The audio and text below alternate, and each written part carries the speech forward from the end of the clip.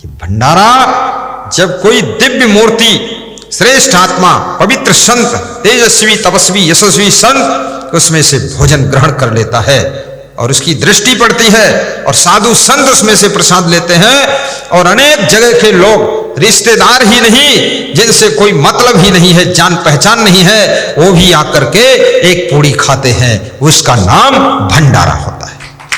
आज कितने लोग ग्रहण किए हैं, जयपुर वाले, बीकानेर वाले, हिंडोली वाले, बूंदी वाले, ये मिश्री लाल के कोई सब रिश्तेदार नहीं थे, लेकिन जिस भंडारे में भक्त लोग भोजन करते हैं, सत्संगी भाई बहन भोजन करते हैं, साधक साधिका भोजन करते हैं, साधु संत भोजन ग्रहण करते हैं, वो भोजन महाभंडारा बन जाता है। भगवान की जय। और भंडारा की शोभा सत्संग से होती, ऐसा नहीं खाया पिया घाय के सोया पांव पसार, अब भोंदो कुछ जाने नहीं को हमको संसार। खूब चढ़ा चढ़ खाया 20-20 पूड़ी और पड़े सो रहे हो, कहते पेट में कुछ दर्द है। अरे कुछ दर्द है? सत्संग में बैठो, सत्संग सुनो, तभी भंडारा का फल मिलता है। ऐसा नहीं भंडारा खा खा कर निकल गए, तब तो तुम भंडाफोड़ तुम्हारा खत्म ही नहीं होगा। सत्संग में बैठना जरूरी, सुनना जरूरी, क्योंकि याद रखना, भोजन भोजन कहने से भूख नहीं जाती है, भोजन खाने से भूख जाती है। रजाई रजाई कहने से ठंडी नहीं जाती है, रजाई ओढ़ने से ठंडी जाती है। शकर शकर कहने से मुंह मीठा नहीं होता है, शकर खाने से मुंह मीठा होता है। ऐसे भंडारा खाने के बाद प्रवचन सुनने से आत्मा का कल्याण हो जाता है। प्रवचन सुनना चाहिए।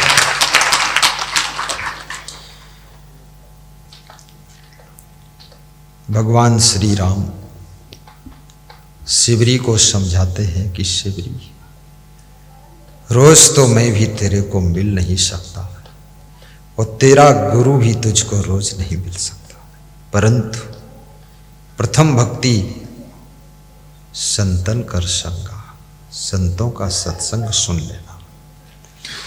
संतों का सत्संग ये प्रथम भक्ति है। और जिसका मन सत्संग में लग गया, जीवन धीरे धीरे बदल जाता है।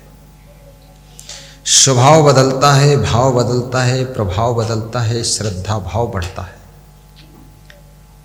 एक घड़ी आधी घड़ी, आधी में बुनियाद, तुलसी संगत साधु की कटे कोट अपराध। तात स्वर्ग अपवर्ग सुख, धरी तुला ये के अंग, तुलन ताहि सकल मिली, जो सुख लो सतसंग, जो सुख लो सतसंग। स्वर्ग का सुख तराजू पर रख दो और सत्संग का सुख दूसरे पल्ले पर रख दो, डांडी पकड़कर उठा दो, सत्संग का सुख का पलड़ा वजन हो जाएगा। स्वर्ग का सुख भी सत्संग के सुख से हल्का होता है, क्योंकि सत्संग जीते जी आपकी जिंदगी को स्वर्ग बना देता है। और जो लोग चाहते हैं हमारा जीवन स्वर्ग जैसा बने, 4 बातें याद रखना।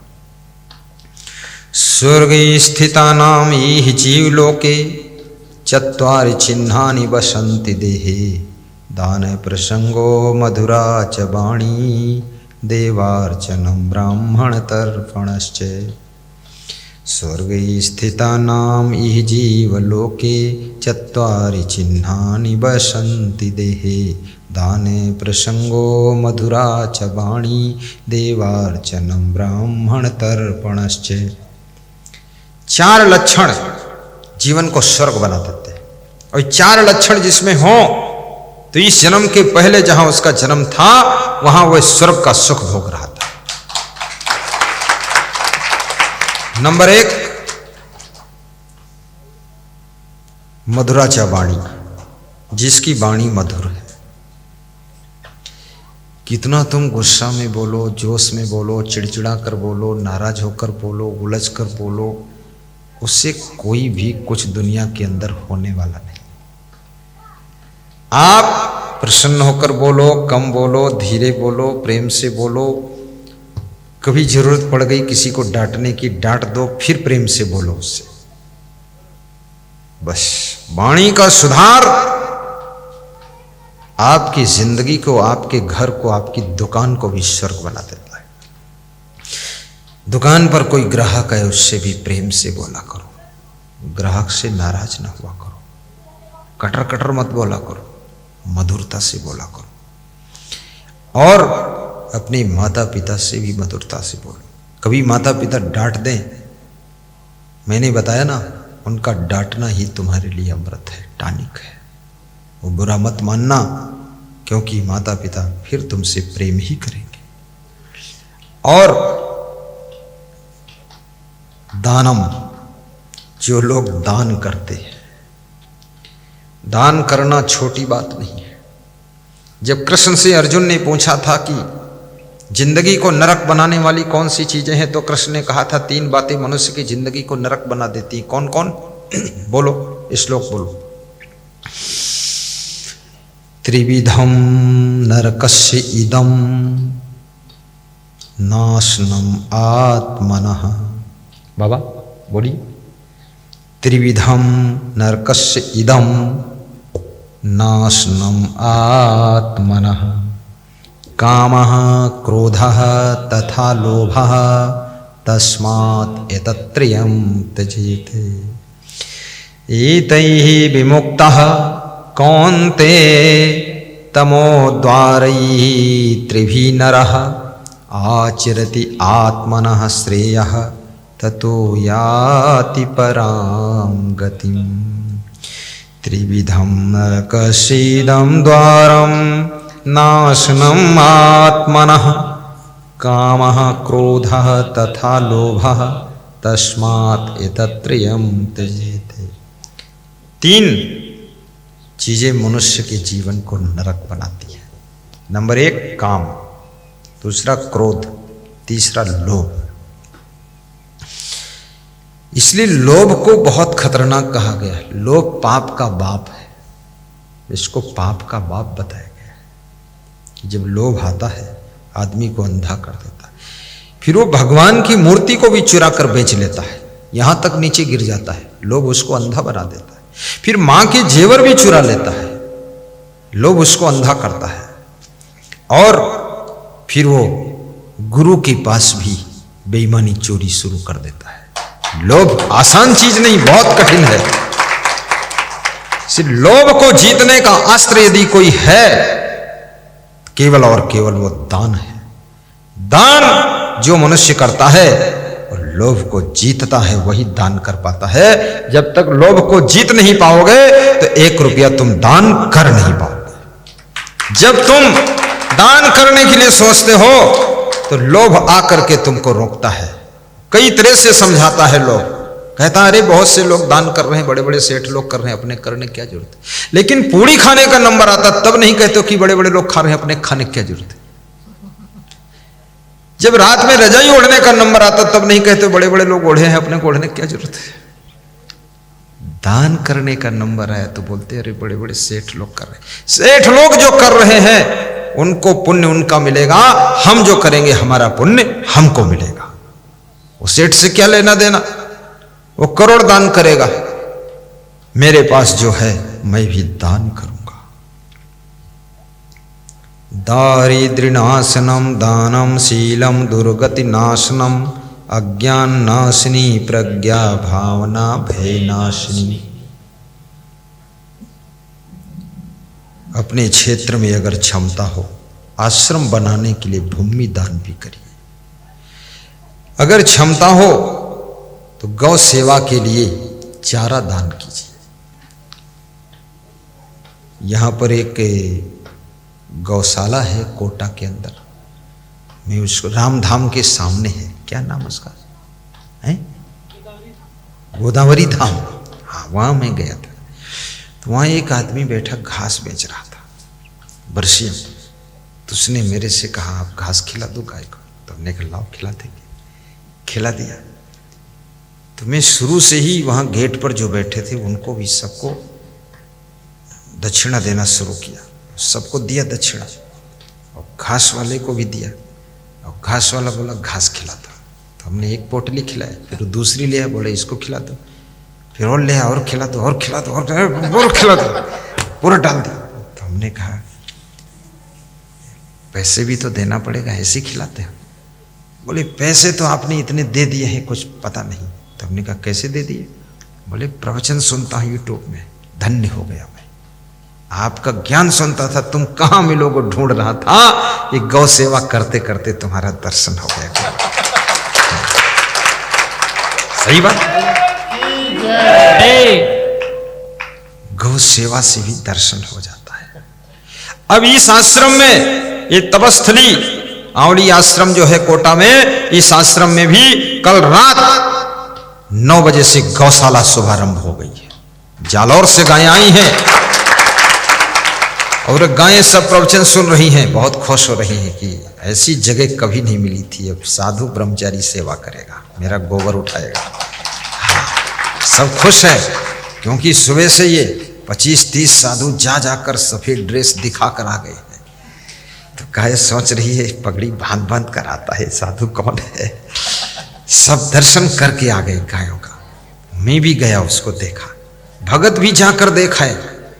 कोई चारा खिला देता, कोई बछड़े को धूप में रख देता है कि छोटा है धूप लग जाए। सब उनकी सेवा हो रही। वास्तव में उनको जो सुख कल से आज तक यहाँ एहसास हुआ, इतनी खुली जगह, ओपन जगह, साफ सुथरी जगह और हरा भरा, और साधु संत के शरण में है वे, तो गौ माता बहुत खुश है, प्रसन्न है। और मैं तो कहूँगा जिस आश्रम में गौ माता होती है उस आश्रम में हर व्यवस्था अच्छी बनती चली जाती है। ये गौ माता रात में 9 बजे आई है और ये बजरंग लाल आज सुबह आए, तो बजरंग सिंह शेखावत सुबह आकर के इन्होंने 1.5 लाख दान दे दिया। ये गौ माता, अभी तक वो बजरंग सिंह आया ही नहीं था जब तक गौ माता नहीं आई, और वो आई तब ये आया। तो मैं तो सोचता हूं गौ माता की सेवा के कारण ही ये सब दान आया है। और गौ सेवा में भी गायों से प्रेम रखता हूं, लेकिन हम आश्रम में जो गाय हमारे यहाँ है तो मैं थोड़ा ज़्यादा दूध वाली गाय रखता हूँ।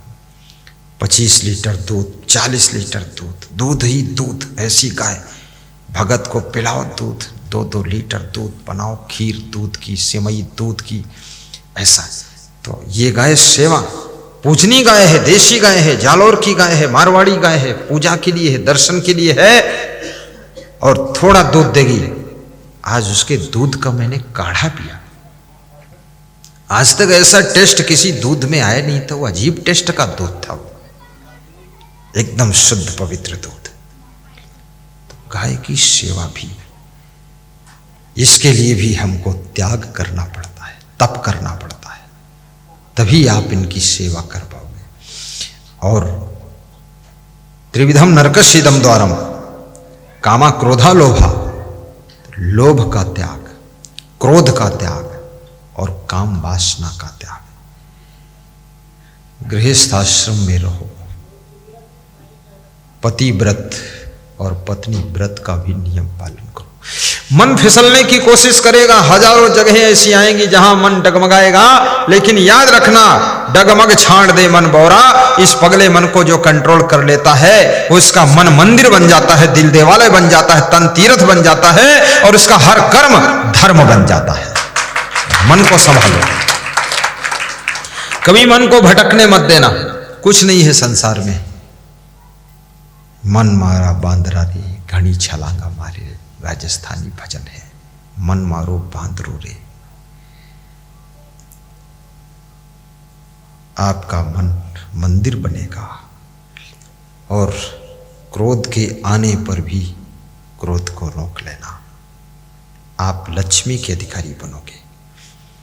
2 चीजें हैं, यो ना सन्नियच्छति बेगम उत्थितम क्रोधा हर्षयो, शास्त्रियो राजनम भाजन यश्च आपत्स न मुह्यति। विदुर जी कहते हैं, हे धृतराष्ट्र, जो व्यक्ति क्रोध के आने पर भी क्रोध नहीं करता है और हर्ष में फूलता नहीं है, वह व्यक्ति राज्य और लक्ष्मी का अधिकारी बनता है। इसलिए याद रखना, कितनी ही खुशी का विषय हो लेकिन फूलना मत, अभिमान मत करना, और कितना ही तकलीफ हो लेकिन अपने क्रोध को काबू रखना, तो आपकी मनोकामना भी पूरी होगी और राज्य और लक्ष्मी के अधिकारी बनोगे। उत्तर प्रदेश के राम प्रकाश गुप्ता भारतीय जनता पार्टी में काम कर रहे थे, छोटे मोटे मिनिस्टर बन जाते थे, बुढ़ापा आ गया, तमन्ना खत्म हो गई कि कभी मुख्यमंत्री बनूंगा। अचानक पार्टी की ओर से ऑफर आया कि राम प्रकाश गुप्ता कल हाजिर हों और मुख्यमंत्री की शपथ लें। बहुत खुश हुआ वो कि अचानक गेंद हाथ में उछलकर कहां से आ गई, और फिर शांति से शपथ ले लिया। राम प्रकाश गुप्ता उत्तर प्रदेश में कभी वो भी मुख्यमंत्री रहे। याद रखना, धैर्य को टूटने मत दीजिए।